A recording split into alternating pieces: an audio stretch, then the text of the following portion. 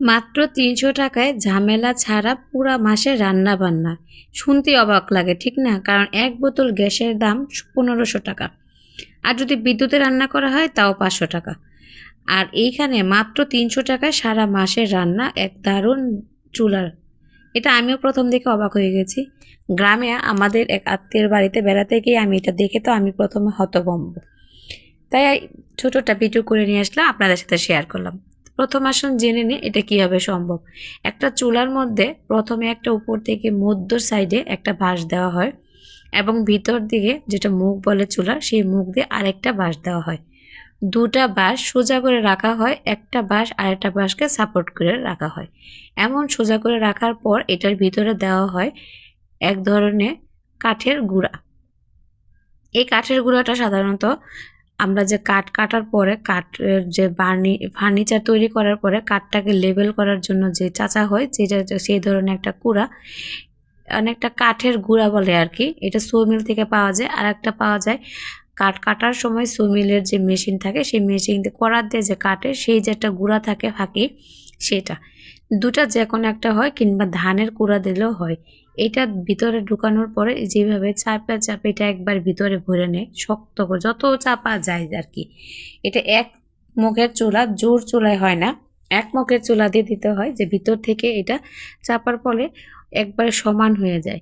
এটা দিয়ে প্রতি মাসে আপনার ৩০০ টাকা, মানে দেখা যায় যে ২ মণ বস্তা এরকম কুড়া নিয়ে আসলে ১৫০ টাকা বা ১২০ টাকা নেয়। তাহলে দেখা যায় যদি আপনি ৪ মণ এরকম কুড়া নিয়ে আসেন, তাহলে ২৮০ টাকা থেকে ৩০০ টাকা পুরা মাসের রান্না একেবারে কমপ্লিট, সমস্ত রান্না বান্না। এই বাড়িতে মাত্র ৬ জন মানুষ, ৬ জনের রান্না বান্না টোটালি একই পদ্ধতিতে পুরা মাস করা হয়। এখন এরকম ভিতরে এবং এই মুখ দিয়ে দুই পাশ দিয়ে এরকমভাবে কুড়াগুলা দেওয়া হয় এবং চাপাচাপি করে যত চাইপা ভিতরে ঢুকানো যায় আর কি, সেরকম কোনো ফাঁকা রাখা যাবে না। ফাঁকা রাখলে আগুনটা ওইভাবে আসে না, আগুনটা সুন্দরভাবে জ্বলে না আর কি। আর এখানে সবচেয়ে একটা অবাক করার বিষয় হলো কোনো ধাক্কা ধাক্কি কিচ্ছু করতে হয় না, কোনো টেনশন নেই, একেবারে গ্যাসের চুলার মতো কন্টিনিউ চলতেই থাকে। আর এখানে কমানো বাড়ানোর কোনো অপশন নাই। রান্না করতে হলে সব কিছু কেটে কুটে ধুয়ে নিয়ে একবারে বসতে হয় চুলার পারে। হয়তো সব কিছু চাপা হয়ে যাচ্ছে প্রায়।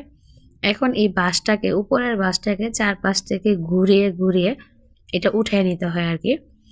একবার সমান শক্ত করে দেওয়া হয়েছে, তাই অনেক ভালো করে ঘোরানোর পরে এটা আস্তে আস্তে করে উঠিয়ে নিয়ে নেয়।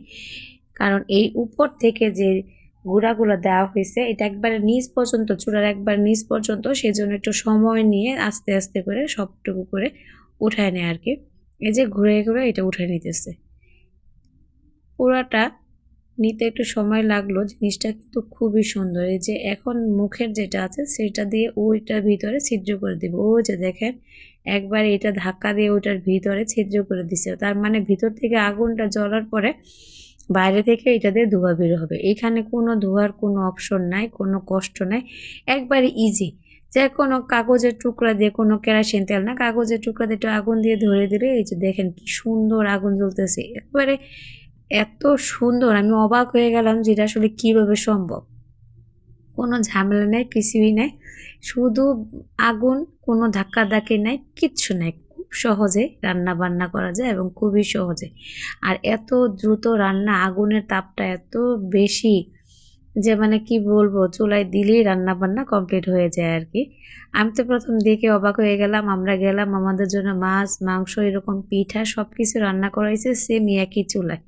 এত ভালো লাগলো, আমার কাছে খুবই ভালো লাগছে। জানি না আপনাদের কাছে কেমন লাগে। যদি ভালো লেগে থাকে অবশ্যই কমেন্ট করে জানাবেন। আর কে কে এরকম চুলা ব্যবহার করছেন তারপর দেখছেন সেটাও জানাবেন।